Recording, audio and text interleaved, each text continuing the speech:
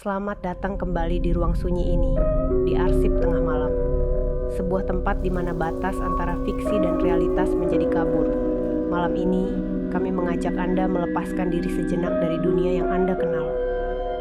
Bersiaplah untuk menyusuri kisah yang akan membuat Anda bertanya, apa yang sebenarnya berdiri di belakang Anda. Namun, sebelum kita memulai perjalanan ke dalam kegelapan ini, kami perlu mengingatkan Anda. Kisah yang akan Anda dengarkan, meskipun terasa nyata, adalah sepenuhnya fiksi. Setiap karakter, lokasi, dan peristiwa di dalamnya hanyalah rekaan imajinasi semata yang dibuat untuk tujuan hiburan. Kami tidak bertanggung jawab atas imajinasi Anda yang berlebihan, atau suara-suara aneh yang mungkin Anda dengar setelah ini. Sekarang, matikan lampu Anda. Sandarkan punggung Anda. Tarik napas dalam-dalam, dan mari kita mulai. Sudah seminggu, aku tinggal di sebuah indekos di pinggiran Yogyakarta. Bangunan kos itu sebenarnya nyaman, bersih, dan pemiliknya ramah. Aku menempati kamar nomor 7 di lantai 2. Di lantai itu hanya ada 3 kamar yang terisi, termasuk kamarku. Sisanya kosong karena belum banyak mahasiswa yang kembali dari liburan semester. Malam pertama di sana berlalu tanpa gangguan berarti. Hanya suara jangkrik dan sekali dua kali gonggongan anjing jauh yang menembus kesunyian malam. Aku masih terjaga hingga larut, sibuk menata barang-barang di kamar baruku. Kamar berukuran 3x4 meter itu sederhana, dengan ranjang single di sudut, lemari pakaian tua di dekat jendela, dan meja belajar menghadap dinding. Cat temboknya krem pucat, sedikit pudar dimakan usia. Meskipun tak mewah, bagiku ini sudah cukup. Pada sekitar pukul 2 dini hari, saat aku mulai mengantuk, aku mendengar suara ketukan pelan.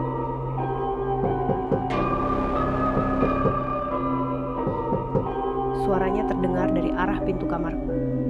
Jantungku berdegup kencang. Siapa yang mengetuk pintu tengah malam begini?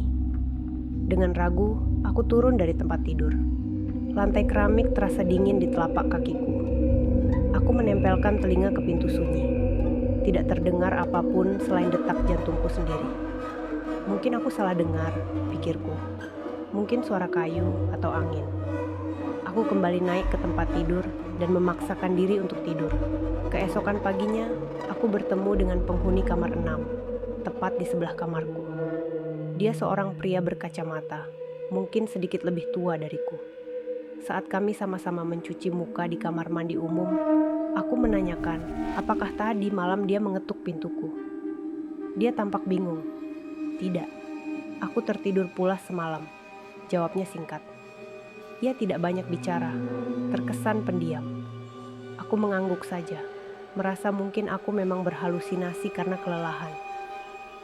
Hari-hari berikutnya berjalan normal. Aku mulai akrab dengan rutinitas. Kuliah di pagi hingga sore, kembali ke kos saat senja. Setiap pulang, koridor kos sudah sepi. Hanya ada beberapa motor terparkir di halaman. Ibu pemilik kos tinggal di rumah terpisah di depan. Jadi di bangunan 2 lantai ini, hanya kami para penyewa yang menghuni. Malam ketiga, hujan turun deras. Listrik sempat padam sekitar pukul 9 malam, membuat suasana kos semakin mencekam. Aku menyalakan lampu senter dari ponsel dan duduk di kasur, menunggu listrik kembali menyala. Di tengah suara rinai hujan dan gemuruh guntur, samar-samar aku mendengar suara lain. Langkah kaki di koridor luar kamarku. Tap, tap, tap. Terdengar jelas di atas lantai keramik koridor yang lapang. Aku berpikir mungkin itu salah satu penghuni yang ke kamar mandi atau ke dapur. Namun, langkah itu terdengar sangat pelan, seperti diseret. Perlahan, langkah kaki itu berhenti tepat di depan pintu. Aku menahan napas. Mas Arif, itu kamu ya? Tanyaku pelan, mengira itu tetangga kamar 6. Tak ada jawaban, hanya senyap yang menjawab. Aku mengintip lewat lubang kunci, tapi gelap gulita di luar karena listrik padam. Didorong rasa penasaran bercampur takut, aku membuka pintu sedikit. Cukup untuk melongok keluar. Koridor terlihat remang oleh cahaya ponselku dan kosong. Tak ada siapapun di sana. hanya ada lantai basah oleh air hujan yang tertiup angin dari ujung koridor terbuka. Bulu kuduku meremang. Aku yakin sekali tadi mendengar langkah jelas mendekati pintuku. Aku segera menutup pintu dan menguncinya rapat-rapat. Di dalam kamar, aku berusaha menenangkan diri. Mungkin suara hujan terbawa angin, gumamku meyakinkan diri sendiri. Meski dalam hati aku ragu. Beberapa menit kemudian, listrik menyala kembali. Kamar kembali terang, sedikit mengurangi ketegangan. Malam itu aku tidur dengan lampu kamar tetap menyala. Keesokan harinya di kampus, aku menceritakan kejadian itu pada Dika, teman sekelasku yang juga tinggal di kos yang sama, tapi kamarnya di lantai bawah. Wajah Dika mendadak serius. Ia lantas berbisik, "Gue juga beberapa kali dengar suara aneh di kos itu. Kayak langkah kaki. Padahal pas dicek gak ada siapa-siapa." Jujur, pernyataan Dika membuatku semakin resah.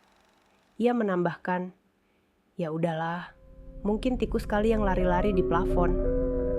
Kami tertawa kecil untuk mencairkan suasana, walau alasannya tidak terdengar meyakinkan. Malam berikutnya, aku kembali larut dengan tugas kuliah di meja belajarku. Waktu menunjukkan pukul 11 malam. Suasana sunyi, hanya sesekali terdengar suara motor dari jalan raya di kejauhan. Tiba-tiba, ceklek, kenop pintuku berputar, seolah ada yang mencoba membukanya dari luar. Seketika aku berhenti mengetik. Suara itu nyata. Ceklek, ceklek. Kini terdengar kenop pintu digoyang-goyangkan perlahan, tapi berulang. Aku terpaku menatap gagang pintu yang bergetar. Seseorang di luar sana mencoba masuk. Dengan langkah hati-hati, aku mendekati pintu. Tanganku gemetar saat meraih kenop. "Siapa?" tanyaku sedikit keras, berusaha terdengar berani. Suara di luar terhenti. Aku menelan ludah. Dengan cepat kubuka pintu dan tidak ada siapapun. Koridor kosong memanjang di kedua arah. Hanya terdengar suara televisi samar dari kamar penghuni ujung. Aku memeriksa kunci pintu kamarku. Masih dalam posisi terkunci. Berarti tadi pun tidak terbuka. Lalu kenapa kenopnya bisa berputar sendiri? Merasa bulu kudukku berdiri, aku menutup pintu lagi. Kali ini aku menahan dengan kursi di bawah kenop sebagai pengganjal. Perasaan takut mulai menghantui, namun aku berusaha logis. Mungkin ada orang iseng, tapi siapa yang mau jahil tengah malam begini di kos yang penghuninya cuma beberapa orang? Lagi pula, akses ke lantai 2 hanya ada satu tangga di dekat kamarku. Pasti aku dengar jika ada yang naik atau turun. Esok paginya, aku memutuskan bertanya lagi pada tetangga kamar 6, Mas Arif, tentang suara di malam sebelumnya. Saat sarapan di pantry bersama, aku memberanikan diri. "Mas, maaf mengganggu. Tadi malam Mas dengar sesuatu nggak? Kayak ada orang di lorong." Ia menggeleng sambil tersenyum tipis. "Aku semalam tidur cepat, nggak dengar apa-apa."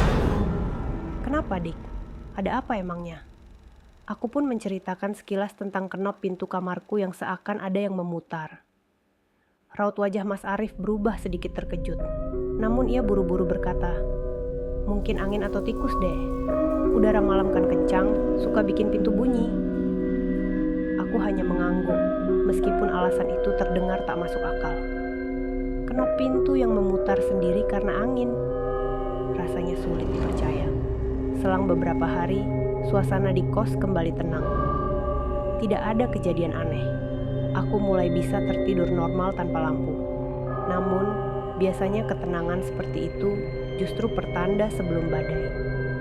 Benar saja, kejadian paling menakutkan menimpaku di akhir pekan, sekitar pukul 1 dini hari saat penghuni kos lain tampaknya sudah terlelap. Malam itu udara panas, meski di luar hujan rintik. Aku terbangun dari tidur karena merasa haus.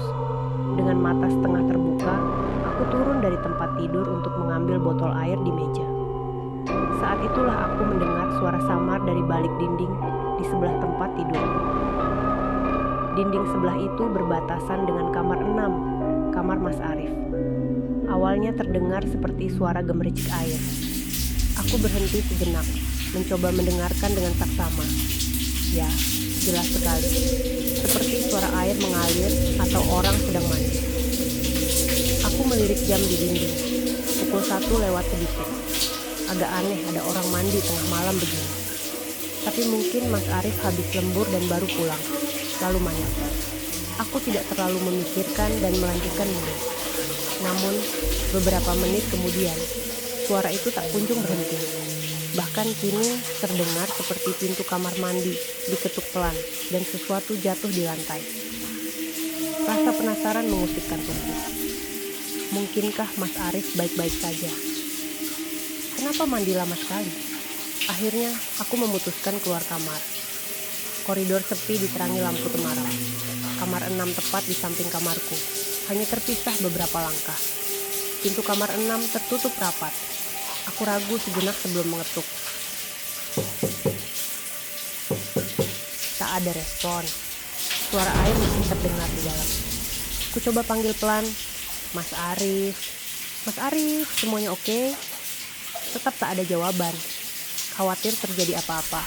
Aku mencoba memutar knop pintu kamar 6. Ternyata tidak terkunci. Pintu terbuka sedikit saat ku dorong. Mas, panggilku sambil menjengulkan kepala ke dalam. Kamar 6 gelap gulita. Lampu tidak dinyalakan. Samar-samar dari cahaya koridor, aku melihat interior serupa kamarku.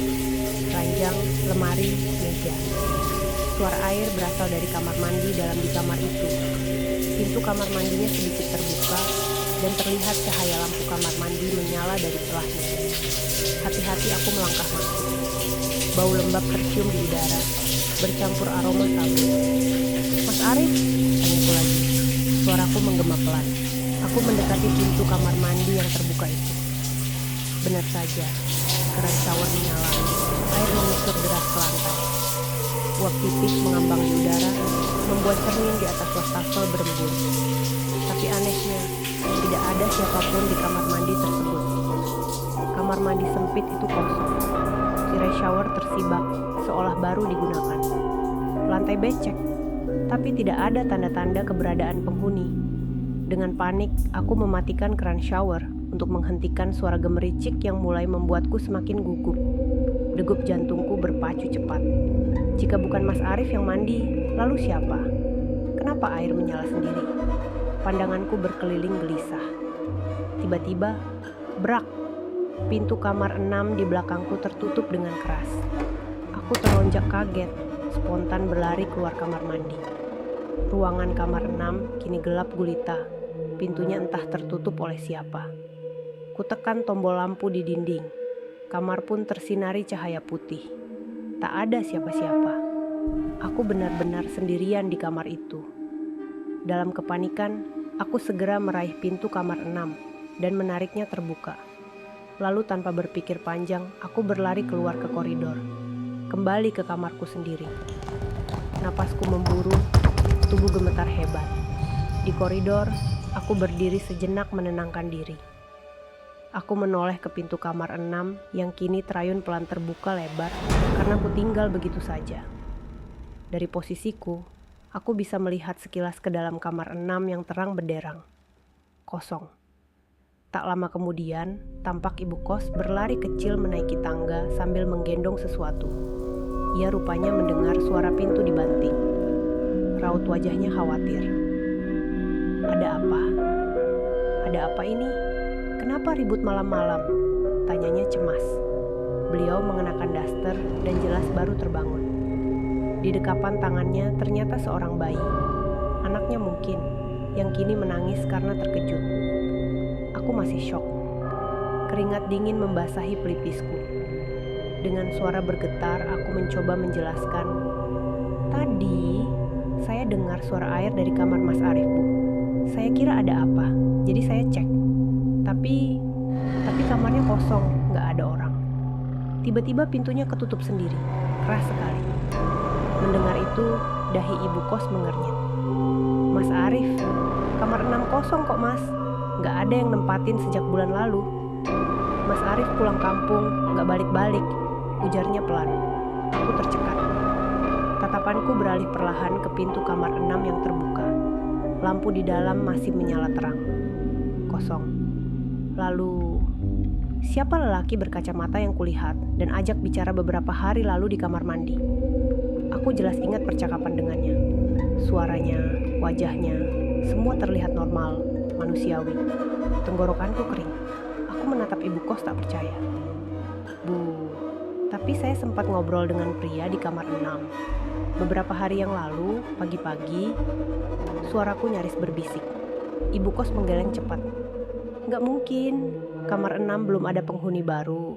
Mungkin masalah orang, atau kalimatnya terputus. Namun aku dapat menangkap kekhawatiran di sorot matanya. Ia lalu melanjutkan dengan lembut. Sudah. Mas, tidur di kamar saya saja malam ini. Ya, bawa bantal sama selimut.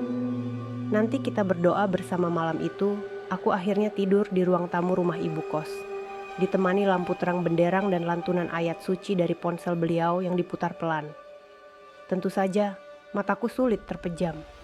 Bayangan percakapanku dengan Mas Arif di kamar mandi tempo hari terus berkelebat. Wajah datarnya, suaranya yang tenang. Apakah dia bukan manusia? Keesokan harinya, dengan dibantu ibu kos, aku melakukan ritual doa di kamar 6 dan kamarku. Kami membakar aroma wewangian dan membacakan doa-doa untuk ketenangan. Ibu kos bercerita bahwa dahulu pernah ada penghuni di kamar 6 yang meninggal dunia karena sakit dan jenazahnya telat ditemukan. Sejak saat itu, kamar 6 terkenal agak angker, sehingga jarang ada yang betah lama-lama di sana. Jantungku terasa mencelos mendengar kisah itu. Apakah sosok pria berkacamata yang kulihat adalah arwah penghuni lama tersebut? Seminggu setelah kejadian mengerikan itu, aku memutuskan untuk mengosongkan kamar dan pindah kos. Ibu kos tidak menahan keputusanku. Beliau bahkan mengembalikan sisa uang sewa bulananku. Mungkin merasa ikut bersalah atas apa yang kualami. Saat aku mengemasi barang-barang, aku masih merasakan merinding yang tak mau hilang. Pada malam terakhirku di sana, sebelum tidur, aku sempat memberanikan diri menengok ke koridor sekali lagi. Pintu kamar 6 tertutup rapat. Diam-diam, aku bergidik membayangkan sosok tetangga. Misterius itu mungkin sedang berdiri di balik pintu, mengawasiku pergi. Aku bergegas masuk kamar dan menutup pintu. Ketika mobil jemputan datang keesokan paginya, aku beranjak meninggalkan kos itu dengan lega. Namun, saat mobilku perlahan keluar gerbang, dari kaca jendela belakang aku, sekilas melihat seseorang berdiri di balkon lantai 2 dekat kamarku tadi. Sesosok pria berkacamata, tersenyum tipis sambil melambaikan tangan perlahan. Tetangga kamar sebelah. Aku menutup mata, dan ketika ku buka lagi, sosok itu sudah lenyap. Mobil terus melaju, meninggalkan indekos itu beserta segala kenangan mencekamnya di belakang.